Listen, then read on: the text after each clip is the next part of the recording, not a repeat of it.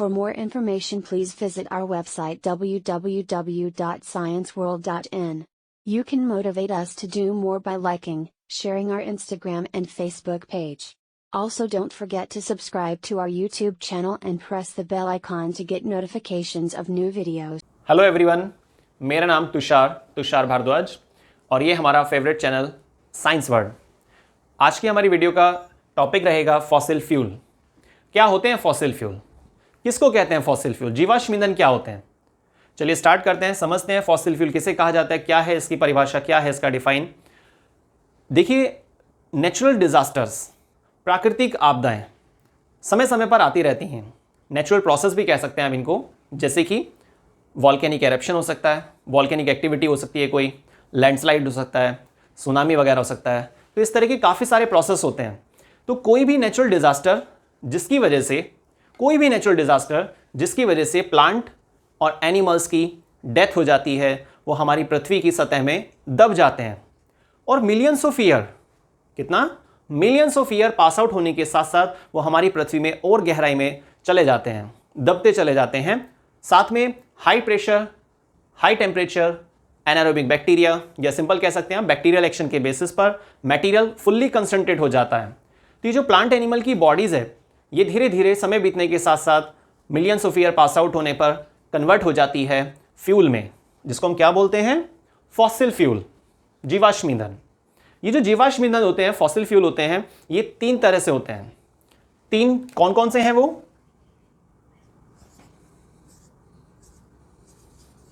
कोल, number first पे हमारे पास आता है कोल।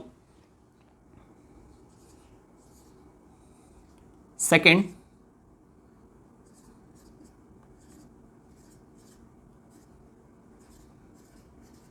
पेट्रोलियम।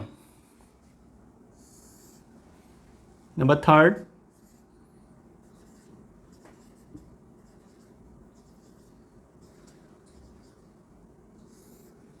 Natural gas. तो ये जो फॉसिल फ्यूल हैं, इनको आप तीन पार्ट्स में डिवाइड करते हैं। नंबर फर्स्ट कोल, नंबर सेकंड पेट्रोलियम और नंबर थर्ड नेचुरल गैस। सबसे पहले हम डिस्कस करेंगे कोल के बारे में। कोल क्या है? देखिए, कोल पूरे वर्ल्ड की जो एनर्जी रिक्वायरमेंट है उसका 27% पार्ट कवर करता है। 27% ऑफ एनर्जी रिक्वायरमेंट या energy demand, 27% of energy demand. Coal के लिए सबसे पहला पॉइंट बनता है कि जितनी हमारी एनर्जी डिमांड होती है उसके 27% पार्ट को ये कवर करके चलता है। कोल कैसे बनता है, फॉर्मेशन कैसे होती है, सेकेंड हम डिस्कस करेंगे फॉर्मेशन के बारे में। कोल कैसे फॉर्म होता है? देखिए, इसका अपना एक प्रोसेस है कोल फॉर्मेशन का, आप ध्यान से समझिएगा। इसमें कई बार कंफ्यूजन हो जाता है कि ये टेरेस्ट्रियल पार्ट से जुड़ता है, मिट्टी वाले एरिया से जुड़ता है। किसी भी नेचुरल डिजास्टर की वजह से जब प्लांट, ट्रीज कह सकते हैं आप, और एनिमल्स की डेथ होती है, टेरेस्ट्रियल पार्ट में, मरुस्थलीय पार्ट में जब किसी प्लांट या एनिमल्स की डेथ होती है, कोई भी नेचुरल डिजास्टर आया हो उसकी वजह से, नेचुरल डिजास्टर का मतलब क्या है? कोई भी प्राकृतिक आपदा, चाहे वो सुनामी हो, चाहे वो लैंडस्लाइड हो या एक्सवाइजेड कोई भी। तो किसी भी नेचुरल डिजास्टर की वजह से जब प्लांट या एनिमल्स की डेथ हो जाती है और वो लगातार millions of year pass out होने के साथ साथ हमारी पृथ्वी की सतह में गहराई में दबते चले जाते हैं, ठीक है, हमारी पृथ्वी की सतह में गहराई में दबते चले जाते हैं, तो उसकी वजह से हाई टेम्परेचर मिलता है उनको, उनकी बॉडीज को हाई टेम्परेचर मिलता है, हाई प्रेशर मिलता है, और बॉडी उनकी लगातार कन्वर्ट होती चली जाती है किसमें? एक फाइनल प्रोडक्ट में, जिसको हम क्या बोलते हैं? कोल। लेकिन देखिए, कोल में भी काफी वैरायटी होती हैं, स्पेशली 4 तरह का कोल देखा जाता है। सबसे पहले हम डिस्कस करेंगे यहां पर पीट। क्या डिस्कस करेंगे हम? पीट। पीट एक वो कोल होता है जो हमारी पृथ्वी की सतह में पाया जाता है, जिसमें करीब आप कह सकते हैं 22 से 25% कार्बन होता है।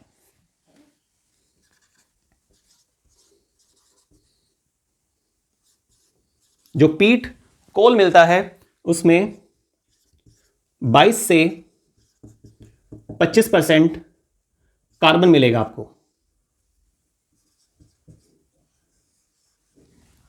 ठीक है। तो जो कॉल है, लेकिन कौन सा कॉल? पीट। जैसे जैसे प्लांट बॉडी और एनिमल बॉडी डेप्थ में पहुंचती हैं तो वहां से हाई टेम्परेचर और हाई प्रेशर की वजह से ऑक्सीजन और हाइड्रोजन, कौन से नाम मैंने बोले आपको? ऑक्सीजन और हाइड्रोजन रिलीज हो जाते हैं और मटेरियल कंसंट्रेट होता चला जाता है, जिसकी वजह से हम बोलते हैं कि कार्बन की परसेंटेज रिचर एंड रिचर होती रहती है। मींस कार्बन की परसेंटेज लगातार बढ़ती चली जाती है और डेप्थ में हमें एक जो लंप मिलता है, ठीक है, डेप्थ में जो हमें एक लंप मिलता है उसको हम क्या बोलते हैं? पीट, जिसमें 27% मैक्सिमम, एवरेज में देखा जाए तो 22 से 25% कार्बन प्रेजेंट होता है। क्लियर? लेकिन बाकी 3 वैरायटी कौन सी हैं? लिग्नाइट।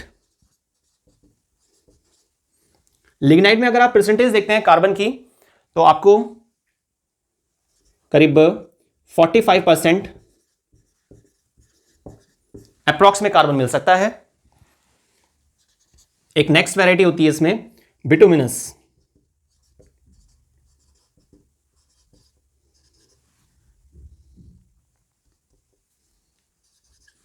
नेक्स्ट एक वैरायटी देखी जाती है बिटुमिनस, जिसके अंदर आप कह सकते हैं 85% मैक्सिमम, 85% अप्रॉक्स कार्बन मिलेगा। लास्ट वन हमारे पास नंबर 4 पर नाम आता है एंथ्रेसाइट। सबसे बेस्ट क्वालिटी का जो कॉल है वो क्या है? एंथ्रेसाइट। और अगर आप इसमें कार्बन की परसेंटेज चेक करते हैं तो कितनी मिलेगी आपको? अप्रॉक्स में 96%। यहां पर मैंने कार्बन की परसेंटेज आपको बताई है। कैसे प्रोसेस है, क्या फॉर्मेशन का प्रोसेस होता है कॉल का, वो हमने अभी डिस्कस किया।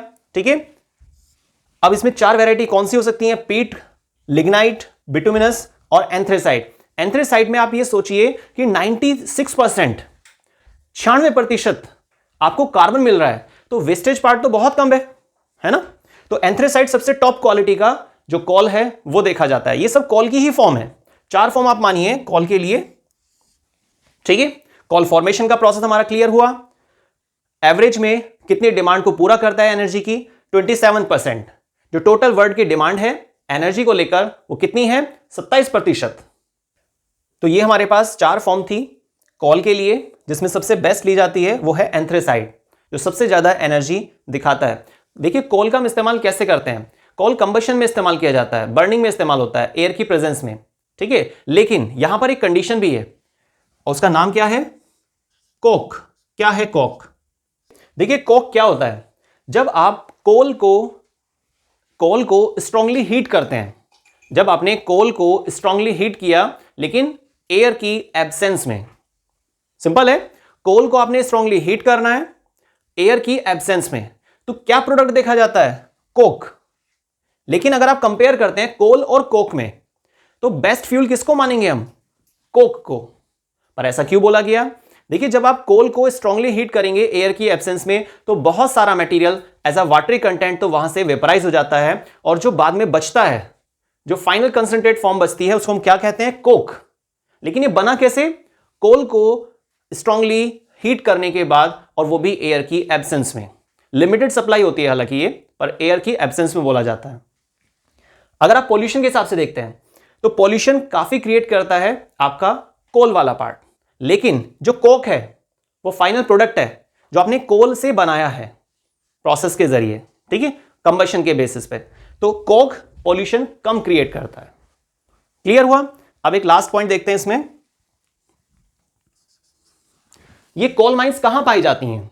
कोल माइन से मतलब कोल जिस लोकेशन पे मिल रहा है एक अच्छी खासी फॉर्म में, तो उसको हम क्या बोलते हैं? Coal mines. बिहार, मध्य प्रदेश, तो ऐसी काफी सारी लोकेशन देखी जाती हैं जिसको आप ध्यान रखेंगे कोल माइंस के लिए, और जहां से हम कोल को ऑब्टेन करते हैं। फिर कोल को अगर हम चाहें तो प्रोसेस करके आप स्ट्रांगली हीट करेंगे एयर की लिमिटेड सप्लाई में, या एब्सेंस ऑफ एयर बोलेंगे आप, और जब कंबेशन होगा तो कंप्लीटली हमारे पास एक रिजल्ट देखा जाएगा जो काफी बेस्ट फ्यूल माना जाता है, कोक। अच्छा, इसका हम काफी इस्तेमाल करते हैं कहां पर? थर्मल पावर प्लांट में। जो इसका बेस्ट क्वालिटी का यूज है वो क्या है? Thermal power plant.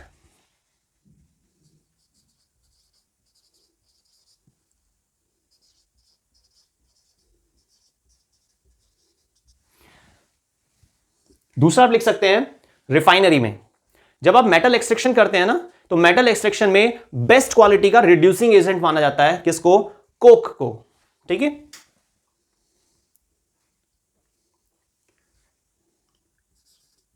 Act as a reducing agent.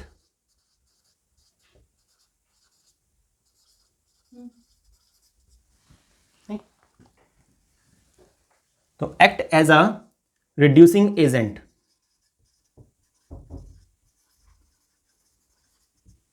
याद रखिएगा, जो कॉक होता है जो कोल से बना है, ठीक है, तो उसको हम थर्मल पावर प्लांट में इस्तेमाल कर सकते हैं। थर्मल पावर प्लांट में इलेक्ट्रिसिटी प्रोडक्शन के लिए, रिफाइनरी में इस्तेमाल कर सकते हैं जहां पर ये रिड्यूसिंग एजेंट के तौर पर इस्तेमाल होता है। तो इस तरीके से काफी सारे यूजेस भी हैं। तो हमारा एक कोल का प्रोसेस खत्म हुआ। उसके बाद हमने 4 तरह की जो फॉर्म्स होती हैं, जिसमें सबसे बेस्ट क्वालिटी का जो कोल है वो एंथ्रेसाइट, जिसमें 96% तक हमें कार्बन मिलता है। फिर हमने देखा कोक कैसे बनाया जाता है, कोल से कोक कैसे बनेगा और क्या उसकी एप्लीकेशन हो सकती हैं, कोल माइन कहां देखी जाती हैं, ये सब। अब हम स्टार्ट करते हैं पेट्रोलियम। पेट्रोलियम की सबसे पहले हम नाम को है ना 2 पार्ट्स में तोड़ देते हैं, क्योंकि इसका दूसरा नाम क्या होता है? दूसरा नाम क्या लिया जाता है? Rock oil. रॉक ऑयल मतलब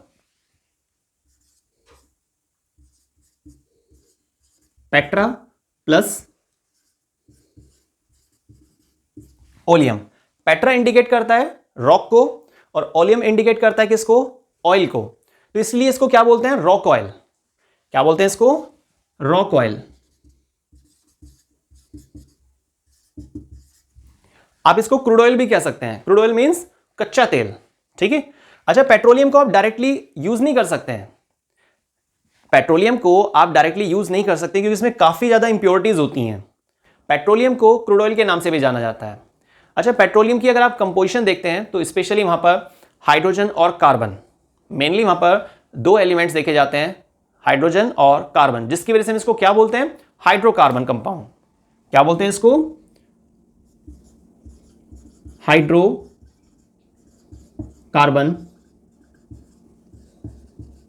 कंपाउंड। अब हम डिस्कस करेंगे फॉर्मेशन के बारे में कि पेट्रोलियम कैसे फॉर्म्ड होता है। Formation of petroleum. देखिए, प्लांट मींस एक्वेटिक प्लांट्स।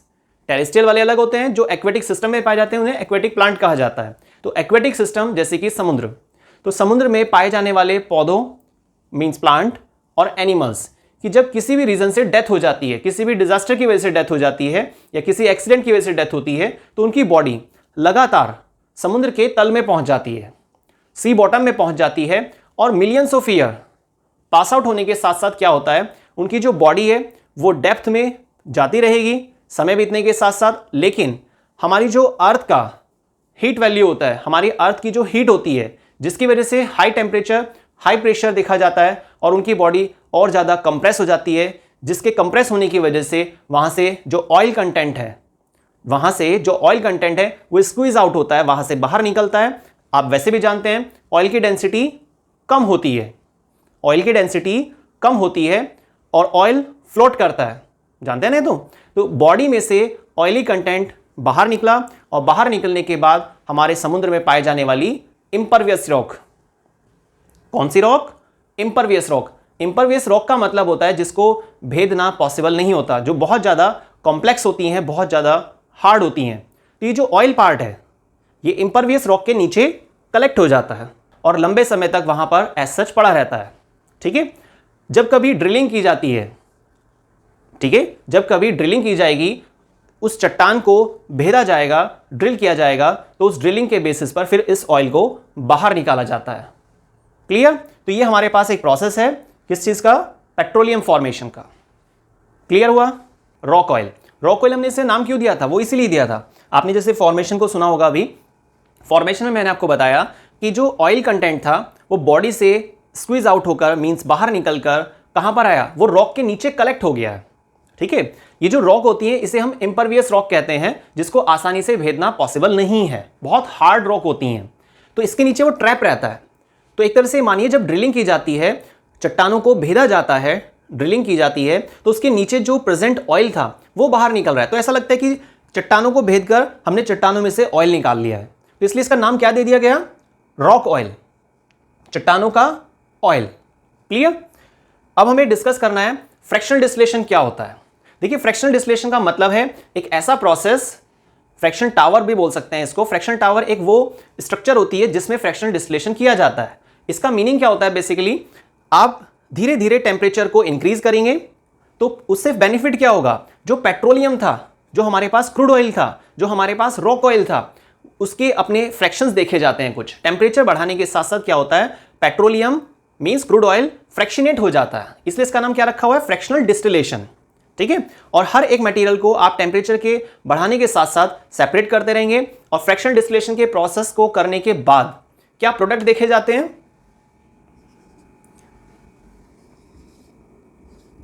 क्या प्रोडक्ट देखे जाते हैं, पेट्रोल। ठीक है। सबसे पहला क्या प्रोडक्ट देखा जाता है, पेट्रोल। एक आपके पास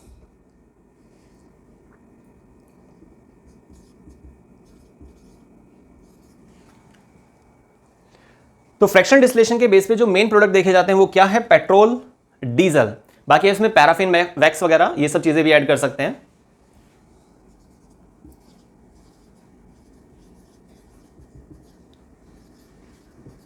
पैराफिन, वैक्स।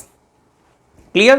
तो ये हमने पेट्रोलियम के बारे में सुना कि पेट्रोलियम का मतलब होता है रॉक ऑयल, जो चट्टानों को भेदने के बाद बाहर निकाला जाता है।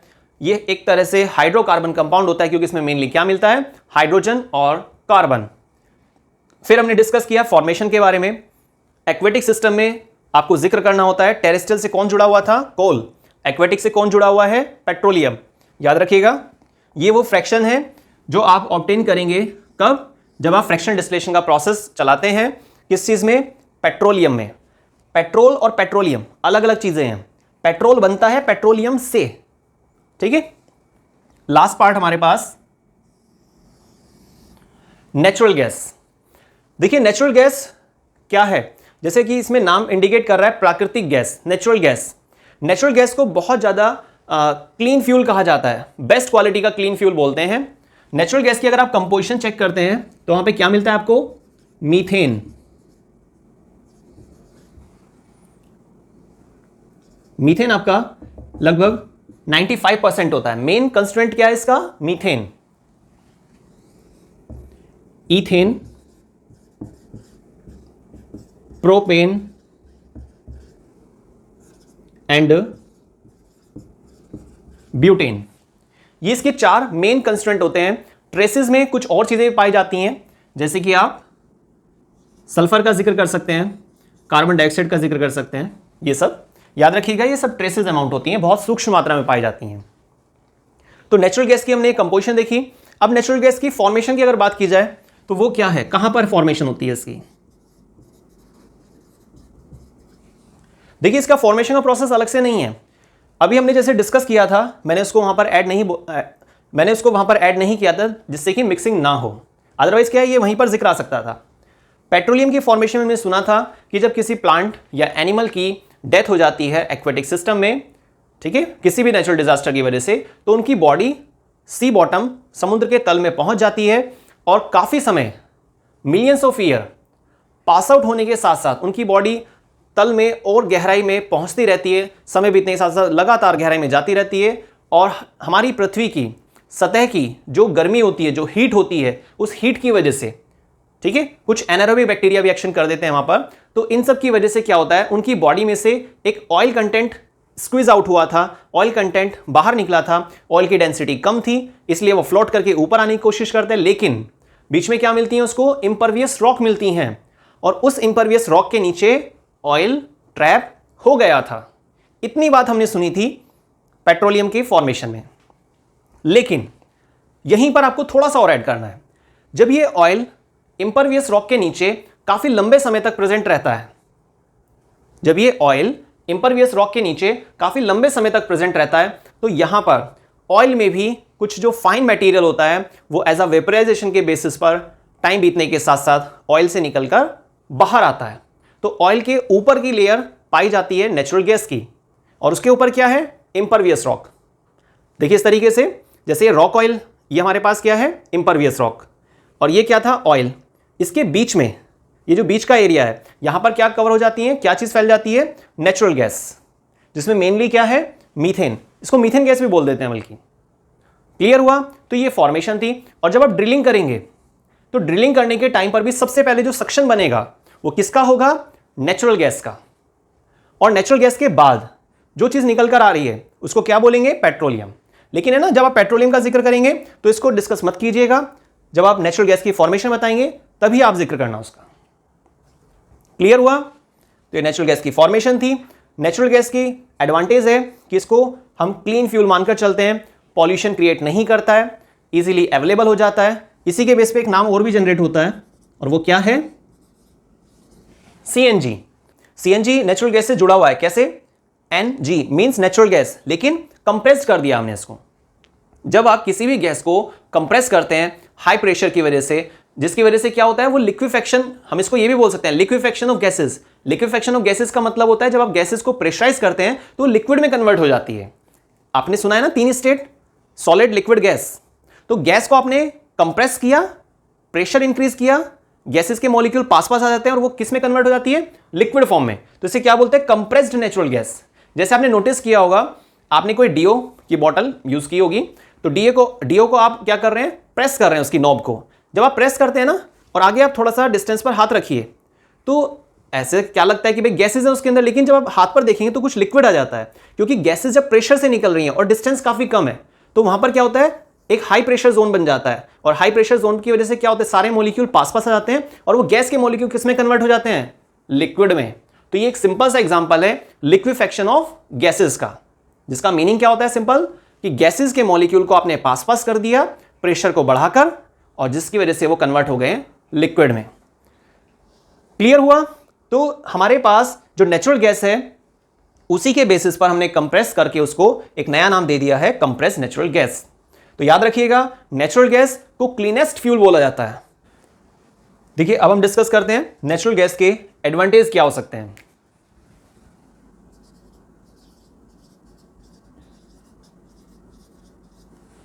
Advantage of natural gas. Natural gas, सबसे पहला पॉइंट तो आप इसमें यही याद रखिएगा जो बहुत ज्यादा इंपॉर्टेंट है और जिसको सुनकर हमें बड़ा अच्छा लगता है, और सोचिए वो क्या हो सकता है, सस्ता फ्यूल होता है। ठीक है, क्या होता है ये, सस्ता फ्यूल होता है। ठीक है, चीप है काफी। तो फर्स्ट पॉइंट हमारा क्या हुआ, सस्ता फ्यूल है। दूसरा पॉइंट, दूसरा एडवांटेज पॉइंट क्या है हमें यहां पर, आसानी से अवेलेबल होता है, इजीली अवेलेबल होता है। तीसरे पॉइंट में आप डाल सकते हैं इजी टू ट्रांसपोर्ट। ठीक है, नंबर 4 पॉइंट पर आप डाल सकते हैं कि ये इसको स्टोर करना आसान होता है, इजी टू स्टोर। ठीक, हाई कैलोरीफिक वैल्यू होती है इसकी। तो ये आपके पास 5 इंपॉर्टेंट पॉइंट तैयार हो जाते हैं, 5 एडवांटेजेस पॉइंट तैयार हो जाते हैं जो मैंने आपको भी बताए हैं। और वो क्या है, सस्ता होता है, स्टोर करना आसान है, उसको ट्रांसपोर्ट करना ईजी होता है। ठीक है, और हाई कैलोरीफिक वैल्यू होती है। तो इस तरीके से आपके पास ये काफी सारे पॉइंट तैयार हो गए हैं, जिसको आप ध्यान रखिएगा। तो ये हमने आज का जो टॉपिक कवर किया वो क्या था, मैं आपको एक बार रिवाइज कर देता हूं शॉर्ट में। वो क्या था हमारे पास, फॉसिल फ्यूल। फॉसिल फ्यूल में हमने 3 कैटेगरी देखी, 3 पार्ट्स होते हैं फॉसिल फ्यूल के, कोल, पेट्रोलियम और नेचुरल गैस। एक्चुअल में अगर देखा जाए तो फॉर्मेशन तो 2 ही हैं। ठीक है, फॉर्मेशन सिर्फ 2 हैं, और वो कौन सी हैं, कोल फॉर्मेशन और पेट्रोलियम फॉर्मेशन। ठीक है, क्योंकि जब पेट्रोलियम फॉर्मेशन देखते हैं तो वहीं पर हमें क्या चीज देखने को मिलती है, नेचुरल गैस, ऑयल के ऊपर, जैसे मैंने आपको अभी एक्सप्लेन किया था। कोल फॉर्मेशन टेरेस्ट्रियल सिस्टम से जुड़ा हुआ पार्ट है, और जो पेट्रोलियम फॉर्मेशन है वो एक्वेटिक सिस्टम से जुड़ा हुआ पार्ट है। ठीक, अभी जो कोल है, कोल के बेस पर हमने एक नई वैरायटी देखी, एक नई चीज देखी, वो क्या था, कोक। कोल से कोक कैसे बना था, जब आप स्ट्रांगली हीट करते हैं कोल को तो वहां पर क्या चीज देखी जाती है, एब्सेंस ऑफ एयर, ये भी याद रखना है आपको, या लिमिटेड सप्लाई ऑफ एयर, और क्या चीज बनकर आती है, कोक। तो कोल और कोक में कंपैरिजन क्या था, अगर आप डिफरेंस लिखना चाहते हैं, कोक पॉल्यूशन बहुत कम क्रिएट करता है, लेकिन कोल पॉल्यूशन ज्यादा क्रिएट करता है। जब हम कोल को हीट अप करते हैं तो वहां से बहुत सारी गैसेस वेपराइज हो जाती हैं, वाटर कंटेंट वेपराइज हो जाता है, और फाइनली हमारे पास कंसंट्रेट पार्ट निकल कर आता है, जिसको क्या बोलते हैं, कोक। हमने कोल माइंस का जिक्र किया कि क्या लोकेशन है जहां पर ये कोल माइंस पाई जाती हैं, जैसे कि बिहार, मध्य प्रदेश एटसेट्रा। बाकी इसका यूजेस क्या होता है, थर्मल पावर प्लांट में आप इसे यूज कर सकते हैं और ये रिड्यूसिंग एजेंट के तौर पर भी काम आता है। जब आप ओर से मेटल को एक्सट्रैक्ट करते हैं, ठीक है, तो उस समय रिड्यूसिंग एजेंट के तौर पर किसका इस्तेमाल किया जाता है, कोक। रिएक्शन में तो हम कार्बन लिख के चलते हैं, ठीक है ना, पर वो कार्बन मींस भाई ये सारी जितनी भी चीजें, इसमें मेन चीज क्या है, मेन एलिमेंट क्या है, कार्बन। यहां पे मैंने पेट्रोल के केस में लिखा भी है हाइड्रोकार्बन कंपाउंड, लेकिन मेन एलिमेंट क्या होता है, जो बेसिक एलिमेंट कंसीडर किया जाता है वो है कार्बन, ठीक है। तो हमने देखा कोल की 4 फॉर्म भी अवेलेबल हैं, पीट, लिग्नाइट, बिटुमिनस, एंथ्रेसाइट, सबसे बेस्ट क्वालिटी का, और वो क्या था, एंथ्रेसाइट। 96% कार्बन होता है इसके अंदर, सिर्फ 4% अदर, ठीक है। तो 96 एक बहुत बड़ी वैल्यू होती है। बाकी यहां पर जो 27% लिखा है, इसका क्या मतलब था, जो टोटल वर्ल्ड, पूरे वर्ल्ड की जो एनर्जी डिमांड है, ठीक है, पूरे वर्ल्ड की जो एनर्जी डिमांड होती है उसका 27%, 27% कोल एनर्जी प्रोवाइड करने में काम आ रहा है, ठीक है। और यह भी कहा जाता है कि जो प्रेजेंट लेवल पर हमारे पास कोल माइंस में कोल देखा जा रहा है, वो अगले 100 सालों तक हमारी एनर्जी डिमांड को कवर कर सकता है। लेकिन ये फॉसिल फ्यूल हैं। क्या है ये, फॉसिल फ्यूल मींस ज्यादा समय तक अवेलेबल नहीं रह पाएंगे जिस स्पीड से हम इस्तेमाल कर रहे हैं, इसलिए हमें इसके अल्टरनेट्स को यूज करना चाहिए। इसीलिए क्या होता है कि पेट्रोल, डीजल, इनके ऑप्शन में इलेक्ट्रिकल एनर्जी, इसका बहुत ज्यादा यूज होना स्टार्ट हो चुका है।